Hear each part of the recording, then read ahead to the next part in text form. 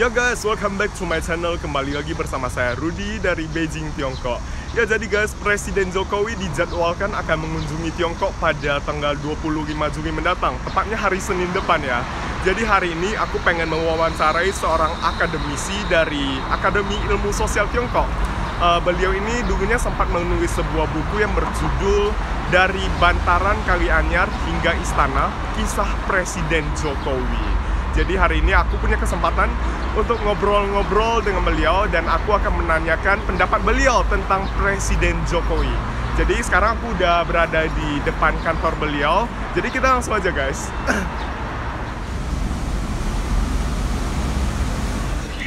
Oh, sih. Ini hao.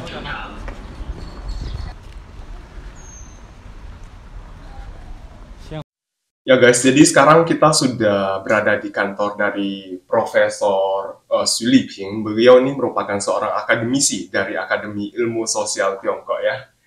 Mungkin boleh menyapa teman-teman di Indonesia dulu, Pak. Halo, selamat pagi teman-teman dari Indonesia yang saya hormati. Sangat senang ketemu dengan anak sekalian online. Terima kasih banyak.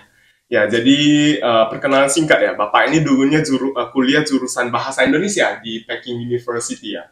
Jadi sangat fasih berbahasa Indonesia. Jadi wawancara hari ini kita lakukan dengan bahasa Indonesia. Nah, beliau dulunya juga sempat menulis buku tentang Presiden Jokowi ya. Buku ini ditulis pada tahun 2015 dan diterbitkan dalam dua bahasa. Judulnya Dari Bantaran Kali Anyar hingga Istana, Kisah Presiden Jokowi. Nah, jadi hari ini kita mau berbincang-bincang dengan Profesor Xu mengenai Presiden Jokowi. Nah, Presiden Jokowi akan mengunjungi Tiongkok Senin depan. Jadi kita pengen ngobrol sedikit nih tentang Presiden Jokowi. Nah, buku ini dulunya ditulis pada tahun 2015 ya, Pak. Saya sempat baca, terus banyak sekali penilaian positif yang diberikan Bapak buat Presiden Jokowi. Tapi sekarang udah tahun 2022 ya, udah 7 tahun berlalu. Saya pengen tahu nih, apakah penilaian Bapak terhadap Bapak Presiden Jokowi ada perubahan selama 7 tahun ini? Ya pasti ada perubahannya, karena terhadap Pak Jokowi yang paling mengesankan bagi saya adalah slogan kerja-kerja dan kerja. Sampai sekarang ini belum mengalami perubahannya. Terus Presiden Jokowi kerja terus ya, dan ini saya rasanya sangat bermanfaat bagi rakyat Indonesia. Betul kan? Benar-benar. Jadi menurut Bapak fokus dari Presiden Jokowi ini kerja dan kerja, dan sampai sekarang nggak berubah ya? Dan sekarang saya apa maksudnya ada perubahannya adalah tentang pandangan dari Presiden Jokowi tentang negara-negara asing ya. Biasanya ini termasuk kebijakan luar negeri, karena ketika baru Presiden Jokowi apa maksudnya sebagai presiden baru, biasanya beliau lebih fokus pada urusannya dalam negeri. Sekarang bisa memperhatikan ini sekarang ada perubahannya yang dahsyat bagi saya, karena sekarang Presiden Jokowi sangat aktif di forum internasional ya, baik di ASEAN maupun di Eropa, di Afrika, di Asia Timur dan lain-lain ya. Seperti sekarang ini Presiden Jokowi cuma 3-4 hari mau mengunjungi 3 negara ya, Tiongkok, Jepang dan Korea. Ini mempertunjukkannya Pak Jokowi sangat sibuk. Meskipun demikian ya, Presiden Jokowi juga menuangkan waktunya untuk melakukan kunjungan ke luar negeri. Nah, ini perubahan. Oke, jadi mungkin membuat Indonesia itu mempunyai tempat yang lebih khusus ya di dunia internasional. Ya, karena kalau yang menjalin hubungan yang baik dengan negara asing, mungkin Indonesia bisa menarik banyak investasi dari luar negeri karena investasi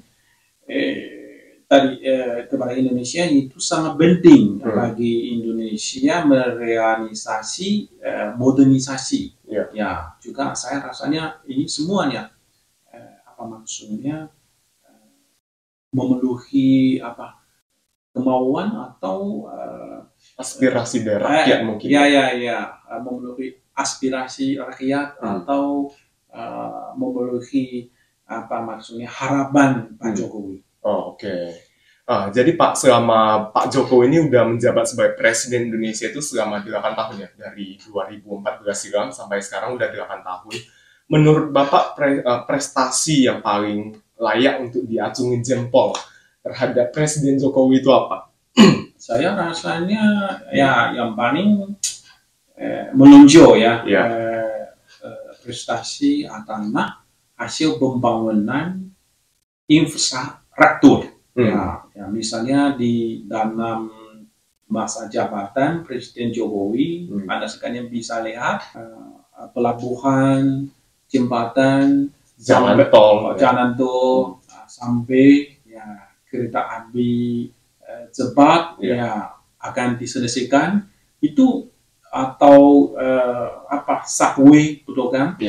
Ini di zaman Presiden Susilo, zaman itu Pak Harto, itu susah lihat itu apa pembangunan apa begitu besar begitu besar-besaran, betul kan? Ya pegang yang satu saja, ya pegang yang satu jembatan, pegang yang satu jembatan, tapi banyak di seluruh Indonesia ya, di seluruh Indonesia ke seluruh penjuru itu Indonesia. Itu biasanya saya rasanya mungkin mencatat itu ekor sejarah dalam pembangunan Indonesia. Oke, berarti cepat sekali ya selama 8 tahun ini pembangunan infrastruktur di Indonesia. Misalnya nih, saya ambil contoh ya. Di kampung halaman saya dari Medan. Dulu dari Medan ke Danau Toba itu jalannya kurang bagus. Jadi perjalanannya sangat lama sekali. Naik mobil mau 4 jam. Tapi sekarang sudah ada jalan tol, jadi jalannya dipersingkat 2-3 jam sudah bisa sampai sana. Iya. Saya pernah ke Toba. Pernah ke Danau Toba. Tapi waktunya juga ya lama, betul kan? Iya. 4-5 jam dulu. Soalnya jalannya kurang bagus ya. Kalau itu nanti saya ke sana ya. Iya, boleh coba sekarang. Gimana Pak Danau Toba? Toba cantik. Cantik ya. Cantik. Nah, tadi berbicara tentang prestasi dari Pak Jokowi ya. Kalau misalnya saya pengen tanya Bapak nih, mungkin apa sih yang masih perlu ditingkatkan misalnya dari kinerja Pak Jokowi? Mungkin masih ada sedikit kurang, itu mungkin di bagian mana? Ya pasti ada kelemahannya atau yang apa maksudnya karena saya rasanya Jokowi itu orang yang sangat profesional ya menangani kesulitan atau masalah-masalah kenegaraannya. Kalau yang kinerjanya saya rasanya itu bagaimana itu manage atau koordinasi itu partai-partai. Karena Indonesia partai depan. Iya, multi partai ya. Ya, multi partai. Banyak partai ya mau mendukung Presiden Jokowi.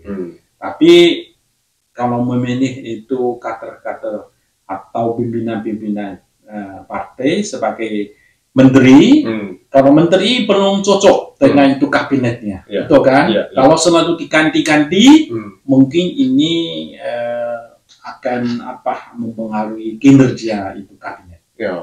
Kalau yang kelemahannya saya mungkin di situ. Gini Pak, ini kan jadi saya pengen tanya lagi lebih ke hubungan Tiongkok dan Indonesia.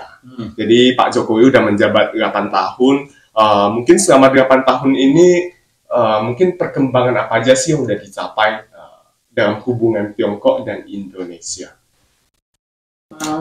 Dalam itu periode pemerintahan Presiden Jokowi, saya rasanya itu hubungan bilateral antara Tiongkok dengan Indonesia sudah mendapat banyak capaiannya. Dan sebelum Presiden Jokowi menjabat presiden, itu hubungan Indonesia dengan Tiongkok, ya kalau yang bekerja sama, cuma fokus pada 3 pilar, misalnya politik, politik dan keamanan, yang kedua perekonomian, yang ketiga mungkin people to people, pertukaran antar masyarakat. Tapi sekarang itu tadi 3 pilar atau 3 sisi sekarang sudah diperpanjang atau diperdalam ke 4 sisi. Ya, sekarang sudah ditambah itu bekerja di bidang maritim.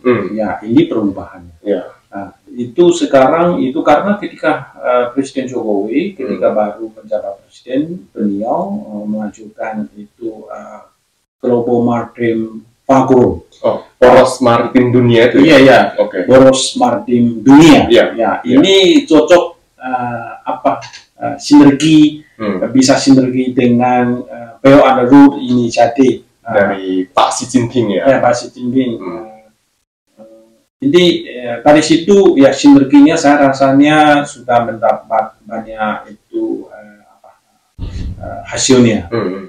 Misalnya sekarang Tiongkok dengan Indonesia sudah mendirikan taman kembar tuan negara di Fujian, provinsi Fujian, dan dengan di Indonesia mungkin di Padang atau di beberapa pulau sudah mendirikan itu beberapa taman industri. Ini saya rasanya cukup bagus. Kemudian ya Indonesia dengan Tiongkok sudah mendirikan kereta api cepat. Ya, ini kereta api cepat yang pertama di Asia Tenggara. Di Asia Tenggara. Ini yang pertama. Ini saya rasa luar biasa. Pertukaran antar masyarakat juga itu mendapat banyak hasil cukup bagus. Misalnya panda sudah dikirim ke Indonesia. Kebun Raya Bogor ya. Ke Taman Bogor. Tapi umumnya orang Indonesia bermimpi mau nonton atau mau lihat itu panda, tapi mimpinya tidak bisa jadi kenyataan. Harus datang ke Tiongkok mungkin ikut melihat panda. Tapi sekarang sudah. Jadi seperti itu ya perkembangan antara hubungan Tiongkok dan Indonesia selama kepemimpinan Pak Jokowi.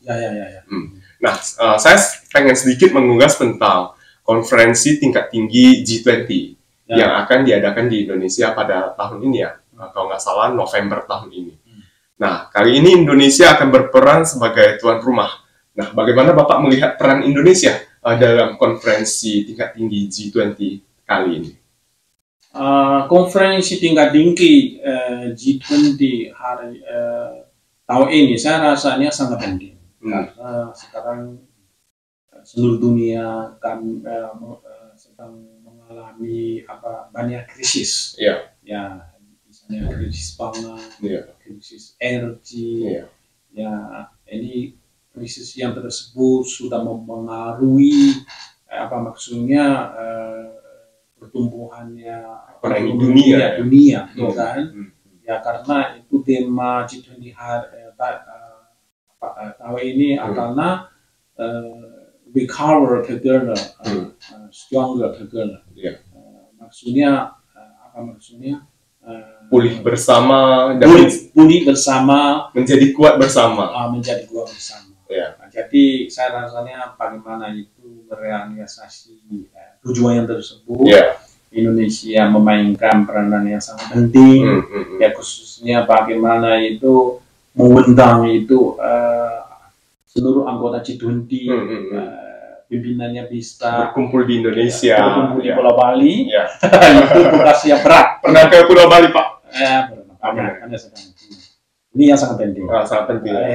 Dan bagaimana itu misalnya melakukan tindakan-tindakan yang konkret supaya itu negara-negara G20 bisa konsolidasi.